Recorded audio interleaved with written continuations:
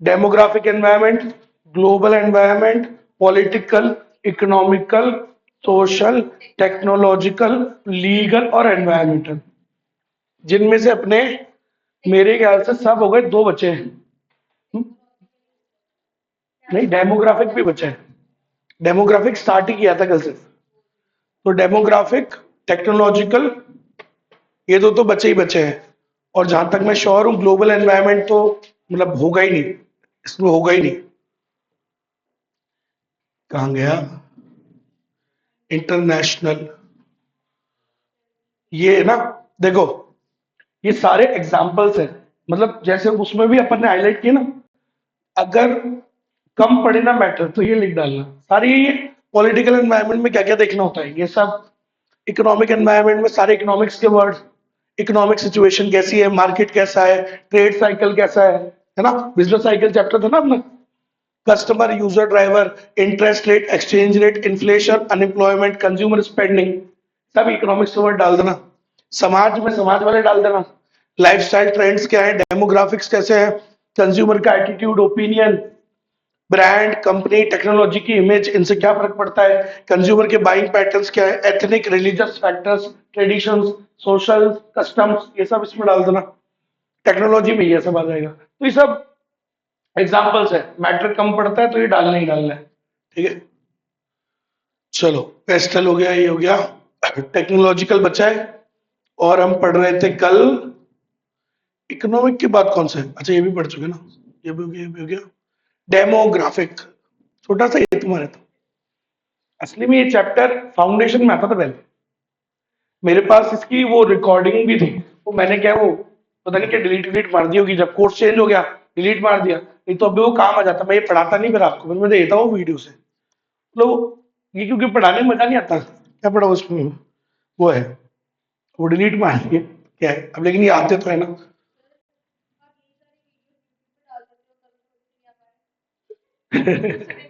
यार उस पर इसलिए डाल देता हूँ ना, क्या होता है देखो, मैंने देखा है कई बार ना, जैसे सब, अब क्या ये आपके लिए बिलीव करना थोड़ा मुश्किल है, लेकिन अगर आप पता करोगे तो पता लगेगा आपको कि जो अदर इंस्टीट्यूट्स है वहां पे इतना ज्यादा इस सब्जेक्ट पे ध्यान दिया नहीं जाता। या तो पेन ड्राइव दे देंगे बच्चों को, है ना, कि लो 15 दिन में 20 दिन में खत्म कर लो, या फिर क्या करेंगे कि वो जो टीचर है, मैं तो जानता हूँ कौन कौन क्या पढ़ाता है, वो एक एक दिन में 3 3 घंटे क्लास लगा देंगे, समझ गए, और ऐसे करके 15 दिन में खत्म, 15 4 60, 60 लेक्चर्स में लगभग हो जाता है, समझ गए, तो जल्दी जल्दी जल्दी भगा के फटाफट फटाफट करा देता है। तो उसमें क्या है, कई बच्चों को, ज्यादातर बच्चों को मजा आता नहीं है, तो वो अल्टीमेटली क्या है, उनके पास कोई ऑप्शन भी नहीं होता। अब बोले सर कहीं और इससे कहाँ से खरीदे पैसे दे करके, इसलिए मैं बोला। तो उससे क्या होता है, एटलीस्ट जीवन में किसी का तो यार, बहुत सारे होते हैं अपने को नहीं पता होता, अराउंड द कंट्री बहुत सारे ऐसे बच्चे हैं जो कई किसी के पास नहीं है यार, वो सुविधा नहीं है पढ़ने की, कोई चीज तो डाल दिया अपन ने, कुछ तो आ ही जाएगा। ये है, देखो, तो डेमोग्राफिक फैक्टर्स में क्या क्या आ जाता है, डेमोग्राफिक फैक्टर्स में क्या क्या आ जाता है, देखो। तो डेमोग्राफी का बेसिकली मतलब क्या है ना, ये पहली चीज क्या, कैरेक्टरिस्टिक्स, कल भी मैंने बोला था ये लाइन, क्या होता है demographics, characteristics of a population, इसको ज्योग्राफी से वो मत करना, समझ रहे हो, confuse, geography means location, demography means characteristics of population, population की कैरेक्टरिस्टिक्स। कहने का मतलब बताता हूं मैं आपको, जैसे अब जैसे मान लो मेरा काम क्या है, सीए पढ़ाने का। अब मैं वैशाली में क्यों नहीं खोलूंगा बिजनेस, मैं वैशाली में वाई वुड क्या बोलते हैं, why I would not start my business this coaching in Vaishali Nagar, why, क्योंकि उस प्रकार की डेमोग्राफी वहां पे नहीं रहती है जो मेरे को चाहिए। आप समझे, मेरे बिजनेस के हिसाब से, मेरे काम के हिसाब से जिस प्रकार की पॉपुलेशन मुझे चाहिए वो उस एरिया में नहीं रहती है। भाई बात समझ में, ज्यादातर सीए के कोचिंग इंस्टीट्यूट कहां पर है, जयपुर में, एक सर्टन एरिया में है, समझ रहे हो मेरी बात, तो वो क्यों है, बिकॉज ऑफ द डेमोग्राफी, समझ गए। तो आप कोई भी काम कर रहे हो, मान लो आपने आईटी बेस्ड काम किया, अब आईटी बेस्ड वर्कफोर्स कहां मिलेगी आपको, बैंगलोर, हैदराबाद, गुड़गांव, समझिए मेरी बात, है ना, मुंबई, अब आपने भाई साहब हलवाई मतलब का काम चालू किया, हलवाई का काम चालू किया कहाँ पे? अब गुड़गांव में। अब गुड़गांव में यार उस प्रकार की वर्कफोर्स नहीं मिलेगी आपको, समझ रहे हो? तो अगर खाने पीने का काम करना है बीकानेर में करो, जोधपुर में करो, मजा आएगा। अब आईटी बेस्ड काम करना है किधर करो? जिधर उस प्रकार की जनता मिले। So you got my point ना। हर बेस में काम करने से पहले हमको क्या देखनी चाहिए? उस जगह की डेमोग्राफिक्स। समझिए फॉर एग्जाम्पल, आप मर्सिडीज बेचते हो, समझ रहे हो? कहाँ पे बेच रहे हो? गांव में। तो ये तो बेवकूफी हुई। वहां पे मर्सिडीज थोड़ी चलेगी, वहां पे स्कॉर्पियो चलेगी, वहां एसयूवी चलेगी, फॉर्च्यूनर चलेगी। क्यों? अरे गांव है ना साहब, रोड ही नहीं है वहां पे। यू गॉट माय पॉइंट ना। तो जिस प्रकार की जनता है, तो अपन जब बिजनेस करते हैं तो ये चीजें देखते हैं नहीं देखते? तो डेमोग्राफी भी तो देखोगे ना, समझ रहे हो? तुम्हारा वो छोटे बच्चों वाला प्रोडक्ट है कोई, firstcry.com, छोटे बच्चों के कपड़े टॉयज वॉयज बनाते हो। मेरे को एक बात बता, तुम्हारे यहाँ छोट अब तुमने ये पता करा नहीं कि तुम्हारे जहां जिस जगह तुम ये करने का सोच रहे हो उस जगह छोटे बच्चे ही नहीं है, छोटे बच्चे कम है। समझ गए मेरी बात? The type of population doesn't live there, है ही नहीं बच्चे उधर। अरे समझे कि नहीं समझे कहने का मतलब ये है, समझ में आया? अब तुम भाई साहब वो बीच वेयर बनाते हो, बीच वाले कपड़े, समझ गए मेरी बात? अब यार स्विम वेयर बनाते हो, और कहां पे लगाया तुमने शोरूम? हरियाणा में। अब हरियाणा में तुम्हें वो ताऊ बेचने देंगे क्या उधर? समझ लो, बीच वेयर पहन के जाओगे इधर।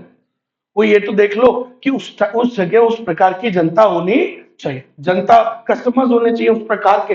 The type of population should be there ना। तो यही तो बात है, कैरेक्टरिस्टिक समझना भी तो जरूरी है। So demographic environment. What is demographic environment? Demographics are the characteristics of the population that has been classified and explained according to certain criteria. Sir, demographic का मतलब होता है पॉपुलेशन को क्लासिफाई करना कोई ना कोई क्राइटेरिया यूज करके। फॉर एग्जांपल, एज के हिसाब से बांट लो। आपको ये करना चाहिए अपने बिजनेस में, डेमोग्राफिक्स करने चाहिए, समझ लो, क्लासिफाई करना चाहिए पॉपुलेशन को एज के हिसाब से कि भाई यहाँ पे ओल्ड एज कितने हैं, यंग कितने हैं, छोटे बच्चे कितने हैं। सो ये सब आपको देखना चाहिए। ऐसे ही जेंडर के हिसाब से भी कि मेल कितने हैं, फीमेल कितने हैं, अदर्स कितने हैं। समझिए मेरी बात? इनकम लेवल के हिसाब से रिच पुअर मॉडरेट, ये सब आपको क्या करना चाहिए? जनता को इसको क्लासिफाई करना चाहिए, बांटना चाहिए। समझ रहे हो? क्योंकि उससे आपकी जो स्ट्रैटेजी है वो और बेटर तरीके से आप उसे बना पाओगे। समझ रहे हो मेरी बात? और क्या हेल्प करेगी आपको। तो ये चीज होती है। अब इसमें क्या क्या है, एग्जाम्पल लिखते जाओ दमादम। तो डेमोग्राफिक एनालिसिस में क्या क्या करना चाहिए जरा बताओ सर? रेस के हिसाब से बांटना चाहिए, रेस के हिसाब से कि किस प्रकार के लोग आपके उधर रहते हैं। समझ लो, मान लो वहां पे वो दूसरी टाइप की कम्युनिटी वाले लोग रहते हैं, तुम बेचते हो स्विम वेयर, और वो तो पूरे कपड़ों में रहते हैं, काले वाले। अब कैसे बेचोगे? समझ गए ना सब लोग? अरे वो होता है ना जिसमें सिर्फ आंखें दिखती है। यू गॉट माई पॉइंट ना। यू हैव टू सी यार कि उस जगह किस प्रकार की रेस के लोग। तो आपको ही सभी प्रकार से, एक दो तीन चार पांच छह सात, पोजेशन ऑफ असेट्स, लोगों के पास किस प्रकार की असेट्स है, रेंटल पे रहते हैं या असेट्स ओन्ड है, देखनी चाहिए आपको। ये सब बिजनेस में एनालिसिस अपने को करने चाहिए। हाउस ओनरशिप, जॉब पोजिशन, भाई वो क्या बोलते हैं, व्हाइट कॉलर वाले लोग ज्यादा रहते हैं या बिजनेस वाले लोग ज्यादा रहते हैं? व्हाइट कॉलर मतलब जॉब्स वाले, समझ गए? तो उस प्रकार के लोग ज्यादा है या वो प्रॉपर्टी डीलर ज्यादा है, प्लॉट, समझ रहे हैं मेरी बात? तो आपको देखना चाहिए degree of education, are they educated और नॉट, ये सब आपको देखना चाहिए। ये सब डेमोग्राफी कहलाता है। समझ गए मेरी बात? बस इसके लिए डेटा वगैरह मिलते हैं, data available, data about these qualities across the homes and within a demographic variable are of importance to both business and economist. Sir, इस प्रकार का डेटा दोनों के लिए ही इंपॉर्टेंट होता है। किसके लिए? एक बिजनेस करने वाले के लिए भी और एक इकोनॉमिस्ट वाले के लिए भी। क्योंकि इकोनॉमिस्ट क्या बनाएगा? पॉलिसीज। भाई उसको पॉलिसी बनाने के लिए डेटा चाहिए होता है, और बिजनेस करने वाले को वैसे डेटा चाहिए होता है।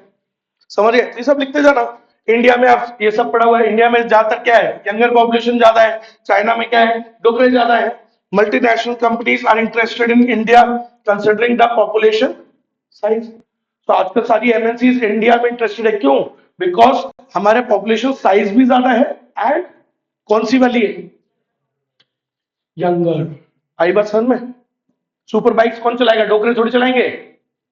कौन चलाएगा? यंग जनरेशन चलाएगा। गैजेट्स, ये सब कौन खरीदेगा? यंग जनरेशन खरीदेगी। So that's why they are interested more in India. समझे? तो ये सब बातें होती है इसके अंदर। और एग्जाम्पल डाल देना भाई, ये लो सब एग्जाम्पल ही एग्जाम्पल है। अब इन दो बातों की भी, ये जब भी आप कोई बिजनेस करो तो आपको ये सवालों के जवाब ढूंढने चाहिए। मतलब उसमें you should analyse this two questions. Number one, what demographic trends will affect the market size of the industry. यार आपके बिजनेस में कौन सी चीज का प्रभाव पड़ेगा, वो आप थोड़ा पहले आपको पता करना चाहिए कि आपके पे, आप देखो इतनी सारी चीजें देखी थी ना अभी अपने ऊपर, भाई इनमें से तुम्हारे पे कौन सी चीज इफेक्ट करेगी वो देखना पड़ेगा। अब कपड़े लगते हैं तो जेंडर वाली भी करेगी, एज वाली भी करेगी, रेस वाली भी करेगी, है ना। अब पढ़ाई लिखाई का काम है तो पढ़ाई लिखाई वाला, अगर कोई का बिजनेस करते हो तो एजुकेशन वाला देखोगे, एज वाला देखोगे। So what demographic factors affect your business, ये आपको देखना चाहिए। सही कि नहीं? क्या कह रहा है, क्या कह रहा है? धीरे धीरे धीरे धीरे। Is income considered to be a crucial factor? हाँ हाँ हाँ बिल्कुल। Income, where the not the amount of income, it is the कि किस प्रकार की, मतलब इनकम का distribution. Distribution. what demographic trends represent opportunities or threats? कौन से डेमोग्राफिक ट्रेंड से अपने लिए अपॉर्चुनिटी हो सकती है या थ्रेट हो सकता है? मान लो बच्चे कम होते जा रहे हैं, अब ये अपने लिए क्या है मान लेते हैं, थ्रेट है। समझ लो फॉर एग्जाम्पल। तो कौन सी वाली चीज से तुम्हारे लिए अपॉर्चुनिटी क्रिएट हो सकती है, कौन सी वाली चीज से तुम्हारे लिए थ्रेट हो सकता है? तो ये सारी चीजें अपने को बिजनेस में देखनी चाहिए। और एग्जांपल डाल दो, इसमें हम क्या क्या देखते हैं? Size of population, age distribution, geographic dispersion. Geographic dispersion means किस प्रकार की लोकेशन पे किस प्रकार की जनता अवेलेबल है। मैंने अभी कहा ना, आईटी बेस्ड काम करना है तो आप किधर जाओ, फिर उन शहरों में जाओ, मेट्रोपॉलिटन सिटीज में। अब आपको कोई वैसा वाला काम करना है, कोई मिठाई विठाई वाला, तो टीयर 2 टीयर 3 सिटीज में भी मिल जाएगा आपको। समझ गया मेरी बात? ये है एथनिक मिक्स, इनकम डिस्ट्रीब्यूशन, ये सब आपको, they all are of great importance to the organisation. तो बिजनेस को इन चीजों के बारे में भी सोचना चाहिए। समझ में आ गई मेरी बात? ये सब इसमें आ जाता है, मेरे को पता है ना। तो हाँ, तो ये क्वेश्चन उसको दे, अगर वो देगा तो चलेगा क्या? वो अगर पहली बार तो देना नहीं चाहिए उसको ऐसा क्वेश्चन, तभी तो पहली बार तो उसको देगा भी नहीं ये वाला, लेकिन दे दे तो इन केस सब डाल देना। और वो एग्जांपल सब ये है। ये हो गया, ये हो गया। कौन सा रह गया? Technological environment. जाओ जरा इसको भी देख लो। ये भी आज, ये तो बहुत तगड़ा बिजनेस को इफेक्ट करता है। Nowadays technology is changing every single day and technology has changed the how the business will operate। सारा बिजनेस करने का तरीका ही बदल गया है भाई साहब। क्यों? क्योंकि टेक्नोलॉजी क्या हो गई है सर? चेंज। हर दिन नई नई टेक्नोलॉजिकल अपग्रेडेशन आ रहे हैं, कभी क्या आ रहा है, कभी क्या आ रहा है, कभी क्या आ रहा है। तो इन्होंने पूरा बिजनेस करने के तरीके को ही क्या कर दिया है? बदल दिया है, ट्रांसफॉर्म कर दिया है। सही है कि नहीं? हमारे देश में कैसे बिजनेसेस किए जाते थे पर अब कैसे किए जाते हैं, बिल्कुल बदलाव हो गया है।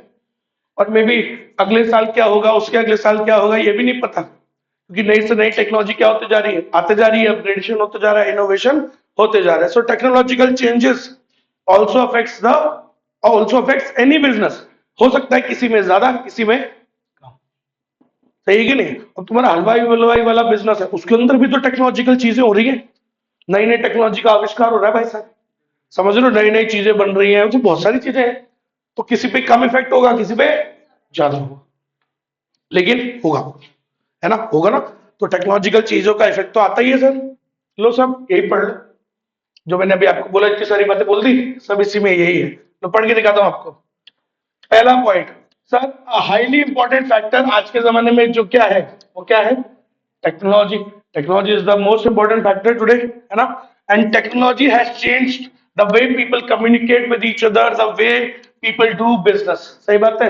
आज लोग कैसे बिजनेसेस को ऑपरेट कर रहे हैं, कैसे कम्युनिकेट कर रहे हैं, टेक्नोलॉजी ने पूरा सिस्टम ही क्या कर दिया है? चेंज कर दिया है। टेक्नोलॉजी और बिजनेस आपस में क्या होते हैं? Interlinked and interdependent. ऐसी एक कॉपी तो करता है साला, वर्ड ही भूल जाता है चिपकाना। इंटरलिंक्ड होता है इधर। तो सर बिजनेसेस और टेक्नोलॉजी आपस में क्या होते हैं, इंटरलिंक्ड भी होते हैं और इंटरडिपेंडेंट भी होते हैं, एक दूसरे पे निर्भर भी होते हैं। अगली लाइन क्या लिख दोगे भाई, businesses use new discoveries to adopt themselves for the advancement of societies. Sir businesses जो है वो नई नई चीजों को अडॉप्ट करते हैं, नए नए जो नई नई टेक्नोलॉजी आ रही है उसको क्या करती है, वो अडॉप्ट करती है, काय के लिए, for the advancement of society. समाज कैसे आगे बढ़ेगा टेक्नोलॉजी अडॉप्ट नहीं करेगा तो, सही है कि नहीं है। तो ये सारी चीजें हैं यार। With the use of technology many organisations are able to reduce paper work. सही बात है सर, टेक्नोलॉजी के इस्तेमाल से बिजनेस के अंदर सर पेपर वर्क का क्या हो गया है, काफी बहुत कमी आई है। अब मतलब पेपर वर्क कितना ज्यादा नहीं होता है, डिजिटल हो जाता है सारी चीजें। समझ गए मेरी बात। शेड्यूल्ड पेमेंट्स मोर एफिशिएंटली, टेक्नोलॉजी होने से क्या हो गया, पेमेंट्स भी और क्या हो गए, और ज्यादा एफिशिएंट हो गए, है ना।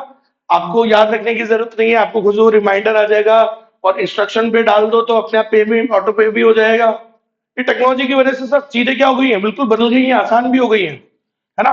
Now you can coordinate inventories efficiently and effectively. पहले आपको गोदाम में एक स्टोर मैनेजर बिठाना पड़ता था कि इतनी यूनिट निकली, इतनी यूनिट डली। आज की डेट में चक्कर नहीं है, ऑटोमेटेड हो गया सब, कितनी गई कितनी आई सब कुछ अपडेट टकाटक टेक्नोलॉजी से चलता है।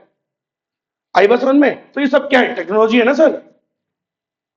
Technology has helped to reduce the cost of the company. सही बात है, टेक्नोलॉजी से कंपनीज की कॉस्ट क्या हो गई है, काफी रिड्यूस हो गई है। एंड टाइम और डिस्टेंस भी क्या हो गया, टेक्नोलॉजी से काफी श्रिंक हो गया है।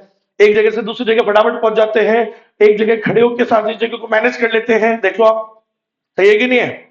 एंड इससे हमको क्या मिल रहा है, capturing a competitive advantage for the company. I don't think आज की डेट में अगर आप टेक्नोलॉजी पे ध्यान नहीं दोगे तो आपको कॉम्पिटिटिव एडवांटेज नहीं मिलेगा। इस जमाने में रहना है, इस जमाने में आगे भी बढ़ना है, तो इस जमाने के साथ चलना भी पड़ेगा। समझ रहे हो कि नहीं समझ रहे हो। अपन पुरानी चीजों के हिसाब से, पास्ट सिर्फ देखने के लिए होता है, जाने के लिए नहीं होता है। जाने के लिए होता है फ्यूचर। सही बात है ना। पीछे आप देख सकते हो कि बोला क्या क्या होता था, बस देख लो आप, लेकिन आपको रहना तो हमेशा क्या रहता है, प्रेजेंट में। सही बात है, जैसा चल रहा है वैसा आपको बनना पड़ेगा, जैसी टेक्नोलॉजी चल रही है वैसा आपको करना पड़ेगा। नहीं करोगे तो आप पीछे रह जाओगे, सही है कि नहीं है। तो कॉम्पिटेटिव एडवांटेज कब मिलेगा आपको, जब आज के हिसाब से चलोगे, टेक्नोलॉजिकल एडवांसमेंट्स को अडॉप्ट करोगे, सही है कि नहीं है। तभी आप उसी हिसाब से कॉम्पिटेटिव एडवांटेज गेन कर पाओगे। आज वही चल रही है जो क्या है, हर फटाफट क्या कर रही है, टेक्नोलॉजी को अडॉप्ट कर रही है। समझ में आई कि नहीं आई मेरी बात, ये है। Technological changes affect the business operations. सही बात है सर, टेक्नोलॉजिकल चेंजेस जो होते हैं वो बिजनेस ऑपरेशंस को क्या करते हैं, अफेक्ट करते हैं। पॉजिटिव में और नेगेटिव दोनों तरीके से। अडॉप्ट कर लोगे तो पॉजिटिव, नहीं किया तो नेगेटिव हो गया।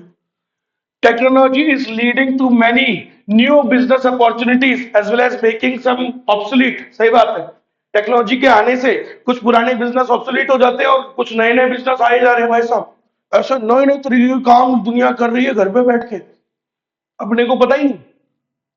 समझ रहे हो, आज की डेट में पैसा कमाना मुश्किल नहीं है, आसान है, क्योंकि टेक्नोलॉजी आ गई है। ऐसे नए नए तरीके की दुनिया काम कर रही है, आप और मैं सोच नहीं सकते। हर दिन नए नए बिजनेसेस आ रहे हैं दुनिया में भाई साहब, अनसंट चीजें निकल निकल के, बोले यार ये भी होता है, ऐसी ऐसी चीजें हो रही है। समझ रहे हो।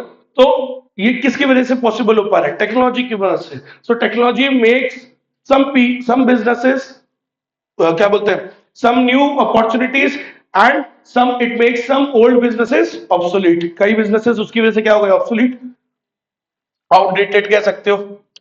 आज एआई आ गया सर, एआई आ गया, मशीन लर्निंग आ गई, रोबोटिक्स आ गया। तो ये सब क्या है, these are the new technological tools that businesses are adopting and can act as both opportunity and threat to a business. Sir ये इतना तेजी से ये सब चीजें आ रही हैं, तो ये एक अपॉर्चुनिटी की तरह भी एक्ट कर सकती है और एक थ्रेट की तरह भी एक्ट कर सकती है। समझ में आई कि नहीं आई मेरी बात, समझ में। तो आजकल ऑर्गेनाइजेशन अडॉप्ट कर ही रही है। खत्म। पेस्टल एनालिसिस क्या होता है, PESTLE, पेस्टल। सारे पढ़ लिए अपने, खत्म। अब अब एक बार चेक कर लो, ये सब पढ़ लिया, चैप्टर नंबर 3 निकालो अब एक बार। एक टॉपिक जो आप और मैं, यार आप ही भूलते, मैं तो भूलता नहीं हूं। चैप्टर नंबर 3 में एक टॉपिक बाकी बाकी है, स्वॉट एनालिसिस। क्वेश्चन है 5 नंबर का और आया हुआ और है पिछले से पिछले अटेम्प्ट में, स्वॉट एनालिसिस चैप्टर नंबर 3। वो निकल गया इधर।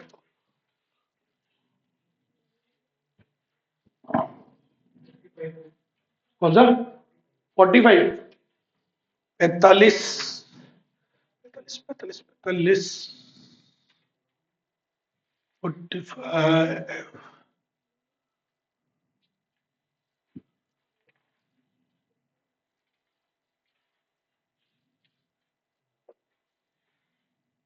46 45 ये रहा 1 2 3 4 5 6।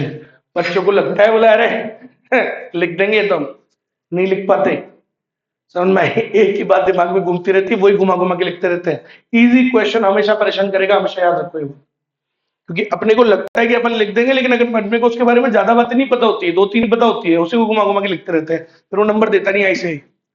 भाई आईसीआई ने अगर ये क्वेश्चन डाला है तो इसका मतलब वो चाहेगा ना, वो तो क्यों बोले यार दिखाओ कि तुम्हारे अंदर क्या टैलेंट है, कितना लिख पाओगे ढंग से। ये है क्वालिटी आंसर्स लिखने पे काम करना है, इस बात को आप समझ गए। मैं तो अभी चल जाऊंगा थोड़े टाइम बाद लास्ट चैप्टर करा के, लेकिन आपको धीरे धीरे धीरे क्या करना है, क्वेश्चंस को लर्न करना है। रोज 2 क्वेश्चन उठा के बैठ गए, मैं दूंगा क्वेश्चन कुछ 50-60 क्वेश्चन दूंगा, उसके बाहर नहीं आएगा, लेकिन हर दिन 2 क्वेश्चन रीड कर लो आप। हर दिन मत करो, एक दिन में एक कर लो, तो भी आप एग्जाम से पहले 3 या 4 बार पढ़ लोगे उसको, वो अपने आप दिमाग में सेट होने लग जाएगा। ये है, ठीक है। तो चलो ये टॉपिक है स्वॉट एनालिसिस। सुनिएगा क्या होता है। वैसे तो सबको नाम तो पता सभी को है,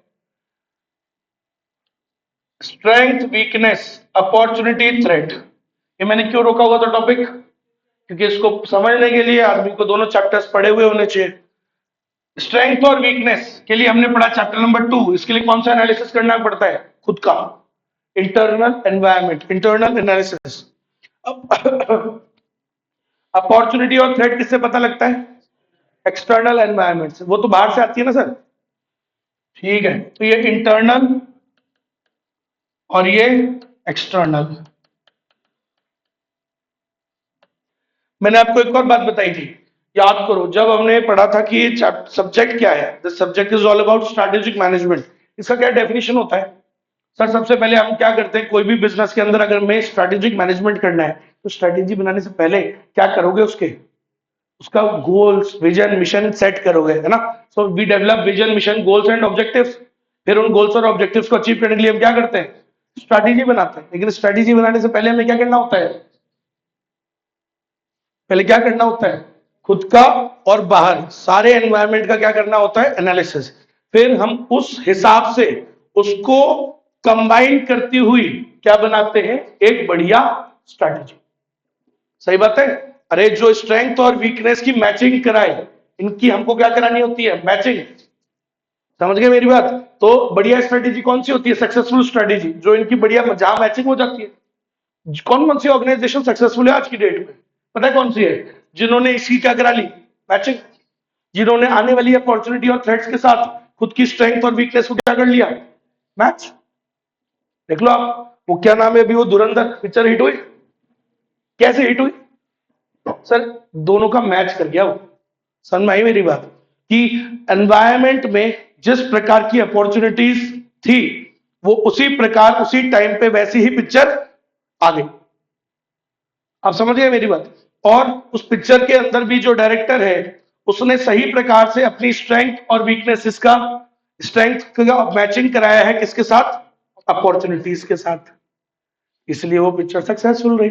कौन सी फेल हो जाती है, जहां ये मैचिंग गड़बड़ हो जाती है। सही है कि नहीं, सिंपल सी बात है। तो यही तो होता है स्वॉट एनालिसिस। तो हमारा पहला काम क्या होता है, पहले बताओ। Step number 1, developing vision mission goals objectives. फिर हमें उनको अचीव करने के लिए क्या चाहिए होती है, स्ट्रैटेजी। लेकिन स्ट्रैटेजी से पहले क्या होता है, analysis. Second number step, analysis of external environment. फिर analysis of chapter number 3, analysis of internal environment. फिर इन दोनों को मैच करती हुई क्या बनाते हैं, strategy. Chapter number 4 strategic choice. या तो चूज करते हैं या क्रिएट करते हैं स्ट्रैटेजी। क्रिएट कर ली, फिर चैप्टर नंबर 5 क्या आता है, उसको इंप्लीमेंट करेंगे।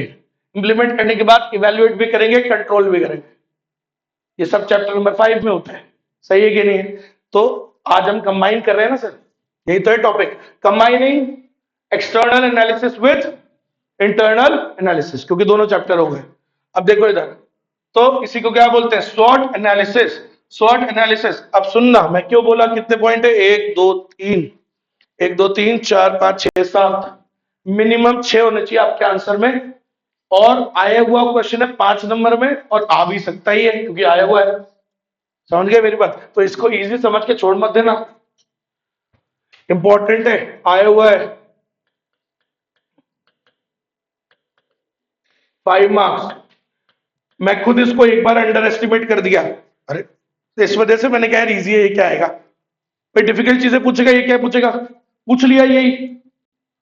समझ गए मेरी बात? वैसे अंडर एस्टिमेट अपने को नहीं करना चाहिए, सब कुछ आ सकता है। चलो, तो इसलिए इस क्वेश्चन को भी अच्छे से याद करना चाहिए, पॉइंट बना बना। समझे? तो सुनो, पहली लाइन में क्या लिखोगे, सर स्वॉट analysis is the analysis of. पहली लाइन चलो अब तो वैसे ही फर्जी हो गई। स्वॉट एनालिसिस किसका एनालिसिस होता है? It is the analysis of business की strength, weakness, opportunity and threat. इसमें हम इस चीज का एनालिसिस करते हैं। ठीक है भाई। दूसरी पॉइंट में क्या बोलोगे, क्यों करते हैं, क्या ऑब्जेक्टिव होता है इसका? द प्राइमरी ऑब्जेक्टिव ऑफ स्वॉट एनालिसिस, ये लिख दो, क्या ऑब्जेक्टिव होता है इसका, क्यों करते हैं हम ये? देखो सर, आप जो बिजनेस कर रहे हो उसका फुल अवेयरनेस आपको होना चाहिए कि उसमें क्या हो रहा है, एक्सटर्नल एनवायरनमेंट में क्या हो रहा है, इंटरनल में क्या आपकी स्ट्रेंथ है, क्या वीकनेसेस है, इसका अपने को पता होना चाहिए। वो आदमी गधा कहलाएगा जिसको खुद के बिजनेस के बारे में क्या नहीं है, फुल अवेयरनेस नहीं है। सही है कि नहीं? तो ये किसमें मदद करता है, एक बिजनेस की फुल अवेयरनेस हमको देता है। सही है कि नहीं है? अरे क्या चला रहे हो तुम, मोबाइल चला रहे हो नीचे, हाँ जान तो बेटा, बंद कर लो, क्या कर रहे हो, अच्छा क्या है मोबाइल, वो भी इतने बजे सुबह, 8:30 बजे, क्या ही देख रहे हो 8:30 बजे? मेरे को बताओ, तो मेरे को बताना पड़ेगा, मैं भी देखूंगा। बताओ किसकी रील है, नहीं पहले बताओ किसकी रील है, माइक बंद करके। अरे ऐसे की बात करती, माइक भी बंद कर देते हैं। किस, फिर क्या तो दिखे, chatting कर रही हूँ बाद में देखूंगा मैं। तो देखो, हाँ सेंड ही कर दो। द प्राइमरी ऑब्जेक्टिव, क्या ऑब्जेक्टिव होता है स्वॉट एनालिसिस का? To develop a full awareness of all the factors, internal as well as external. लिख दोगे 2 लाइन? समझ गए? क्योंकि सर अवेयरनेस होगी तभी तो हम सही से क्या ले पाएंगे, बढ़िया डिसीजन ले पाएंगे। सही है। तीसरा पॉइंट क्या लिखोगे, short analysis should precede all company actions. अरे सर कुछ भी काम चालू करने से पहले क्या करना चाहिए, शॉर्ट एनालिसिस। प्रिसीड मीन्स सबसे पहले, ठीक है, before taking all your actions, all before starting any new initiative, कुछ नया करने से पहले, अपनी पॉलिसीज को अपडेट करने से पहले, कुछ ग्रोथ अपॉर्चुनिटीज को कंसीडर करने से पहले, प्लान्स को चेंज करने से पहले थोड़ा क्या कर लेना चाहिए, पहले। प्रिसीड मतलब पहले।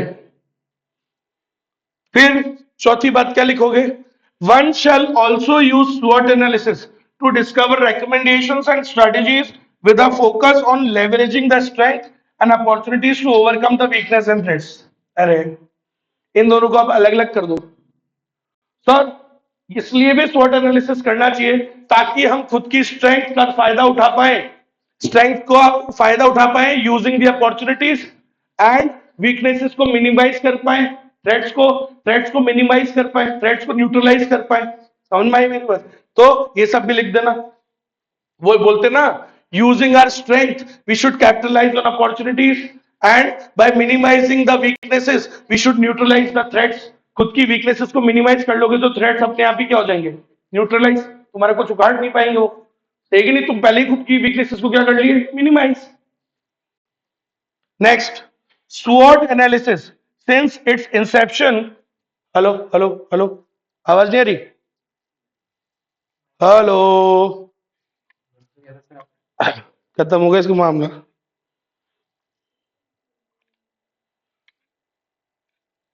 चलो सुनो दो तीन लाइन।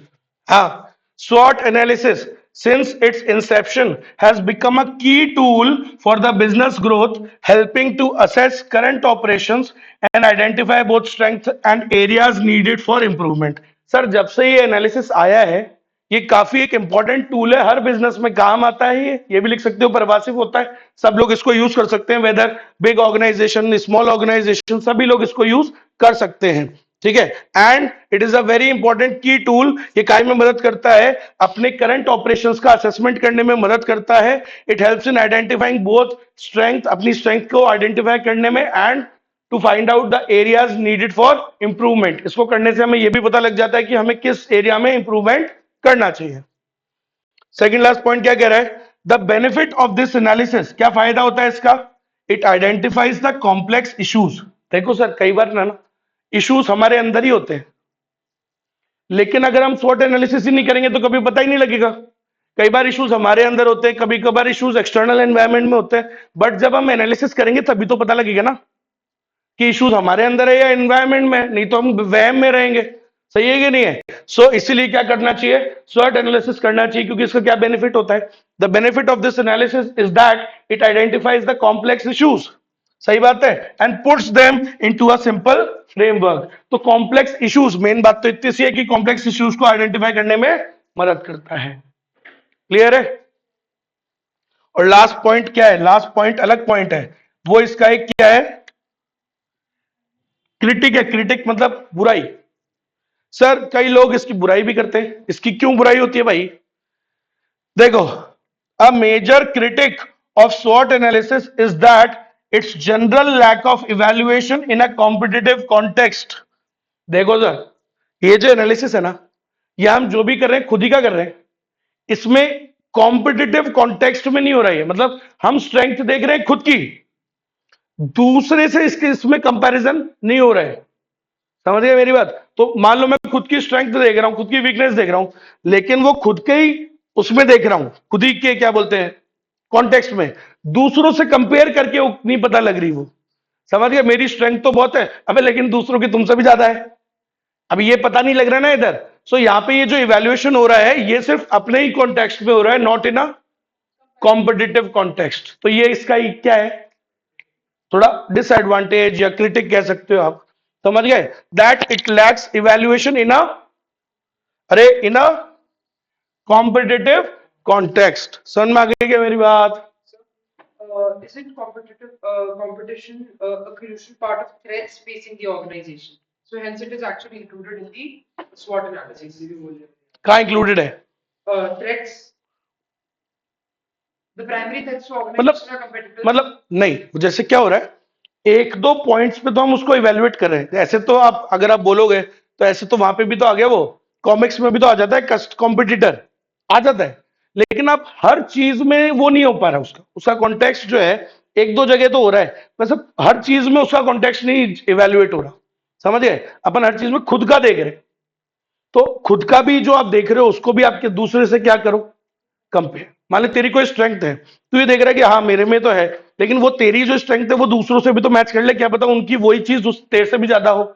ये है, समझिए? तो ये चीज इसके पॉइंट्स है, याद रखिएगा। पहली बात तो कोई बात भी नहीं है, एक दो तीन चार पांच, पांचों बातें अच्छे से लिख के आना है, आंसर अच्छे से फ्रेम करोगे तो नंबर भी अच्छे मिलेंगे। ठीक है, तो ये भी हो गया भाई साहब खत्म। और अब आता है लास्ट टॉपिक चैप्टर नंबर 2 का, उसके बाद चैप्टर खत्म है बस वो, लेकिन टॉपिक बड़ा होता है, अभी थोड़ा सा ही होगा, फिर मंडे को फिनिश। टॉपिक का नाम है स्ट्रैटेजिक इश्यूज। लास्ट टॉपिक देखो चैप्टर नंबर 2 में मिल जाएगा, लास्ट में एंड में होगा। बुक में स्टार्टिंग में होता है, इस बुक इस मेरे नोट्स में एंड में है।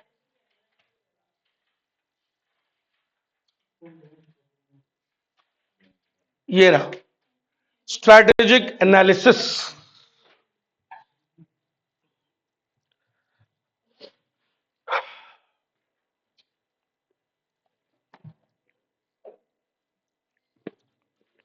लेट हो गया, सेल देना है यार, उस सेल बैटरी खत्म हो गई।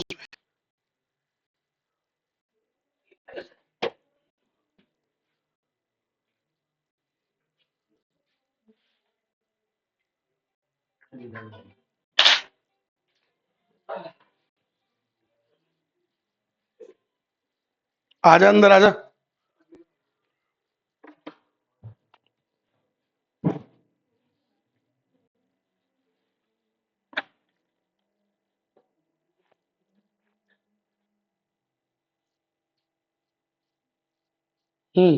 सबसे पहला स्टेप क्या होता है? सबसे पहले हमको स्ट्रेटेजिक मैनेजमेंट में हम क्या करते हैं? हम बनाते हैं पहले विजन मिशन को सेट करते हैं, फिर उनको अचीव करने के लिए किस में ट्रांसलेट करते हैं? गोल्स और ऑब्जेक्टिव्स में। फिर गोल्स और ऑब्जेक्टिव्स को अचीव करने के लिए क्या चाहिए हमको? एक स्ट्रेटेजी चाहिए। लेकिन सर स्ट्रेटेजी से पहले क्या जरूरी होता है? स्ट्रेटेजिक एनालिसिस जरूरी होता है। समझ गए? और स्ट्रेटेजिक एनालिसिस में किसका एनालिसिस करते हैं? एक्सटर्नल का भी और इंटरनल का भी। समझ गए? वही बातें कर रहे हैं बार बार। इसमें हम एक्सटर्नल का इंटरनल का दोनों करते हैं। What is strategic analysis? Analysis of the internal and external environment of the business is called strategic analysis. समझ गए मेरी बात? और इसमें दो बातों का ध्यान में रखना होता है हमको बेसिकली। तो एक तो इंडस्ट्री और कॉम्पिटिटिव कंडीशंस, एंड खुद की आपकी क्या कॉम्पिटिटिव कैपेबिलिटीज है, resources, internal strength and weakness. ठीक है? इंडस्ट्री और कॉम्पिटिटिव कंडीशंस, इसका एनालिसिस करना होता है, और खुद की कॉम्पिटिटिव कैपेबिलिटीज, खुद के रिसोर्सेज, स्ट्रेंथ, मार्केट, इसका भी एनालिसिस करना होता है। तो ये सब हम तो पढ़ चुके हैं, पूरे चैप्टर दोनों के दोनों ही पढ़ चुके हैं। कैसे क्या एनालिसिस करते हैं? कंपटीशन का एनालिसिस करने के लिए क्या करते हैं हम? Michael porter 5 competitive forces model, उसका एनालिसिस करते हैं। Competitive pressure, identifying the competitive landscape, याद करो। इंटरनल के लिए एनालिसिस करने के लिए क्या करते हैं? मेंडलोस मैट्रिक्स, स्टेक होल्डर को देखते हैं, मैट्रिक्स बनाते हैं। फिर क्या करते हैं हम? वो स्ट्रेटेजिक ग्रुप मैपिंग, इंडस्ट्री का एनालिसिस उससे करते हैं। तो ये सब यही तो करते हैं। चलो ठीक है भाई, फालतू बात है। अब ये है हमारा टॉपिक। टॉपिक क्या है? Issues to be considered for strategic analysis. तो कौन से इश्यूज हैं जिनके बारे में हमको वाइल डूइंग द एनालिसिस हमको ये बात का ध्यान रखना चाहिए? What are the issues which we should consider while doing strategic analysis, मतलब वो करते वक्त हमें ध्यान में रखने चाहिए। तो अब सुनिएगा, सबसे पहली बात आपको क्या ध्यान में रखनी चाहिए सर? स्ट्रेटेजी है ना सर, ये वो नहीं है कि ये एक बार में बन जाती है या अभी एक टाइम पे बन जाएगी, नहीं, इट इवॉल्व्स। जैसे एक बच्चा बड़ा होता है ना, धीरे धीरे धीरे करके डेवलप अपना रूप लेता है, वैसे ही स्ट्रेटेजी भी एक क्या होती है? इवॉल्व होती है। It evolves over a period of time. समझ रहे हो? स्ट्रेटेजी किसी एक एक्शन को नहीं बोलते। समझ रहे? बोलो और क्या धोनी ने क्या स्ट्रेटेजी लगाई, गलत है वो बोलना, वो स्ट्रेटेजी नहीं है। Strategy is not about one action, strategy is a series of actions which you have taken over the time. समझ गए? तो किसी एक मैच में वो एक्चुअली उसको प्लान बोलते हैं। समझ गए? Plan is a short term word, strategy is a long term word, चाहे आप मानो या ना मानो। समझ गए? स्ट्रेटेजी क्या है? वो जो उसने इतने सालों तक लगाई, वो है स्ट्रेटेजी किसकी? धोनी की। समझ गए? जो एक्शंस उसने इतने लंबे अरसे तक लिए, स्टार्टिंग फ्रॉम कब से वो कैप्टन बना तब से लेके, समझ गए, छोटे छोटे जो उसने एक्शंस लिए, तभी तो इतनी बढ़िया टीम बिल्ड हो पाई, तभी तो इतने वर्ल्ड कप जीत पाए। आप समझ रहे हो ना मेरी बात? वो थी स्ट्रेटेजी। तो स्ट्रेटेजी के बारे में हमेशा आपको पहली बात क्या ध्यान में रखनी चाहिए? क्या? That it does not comes like this. ठीक है? It develops over the time. समझ गए? So it evolves over a period of time. Strategy is a series of result, it is a result of series of small decisions taken over a extended period of time. तो लंबे समय तक आप जो वो जो सीरीज ऑफ एक्शंस, एक के बाद एक के बाद जो बहुत सारे एक्शंस डिसीजंस आप लेते हो, उसको बोलते हैं स्ट्रेटेजी। किसी एक को नहीं बोलते। ठीक है? It is a result. Strategy क्या होता है? It is a result of series of small decisions. इतने लंबे समय तक जो उसने डिसीजन सारे लिए, all those decisions forms a part of strategy. उनसे मिलके एक स्ट्रेटेजी बनी। समझ में आई मेरी बात?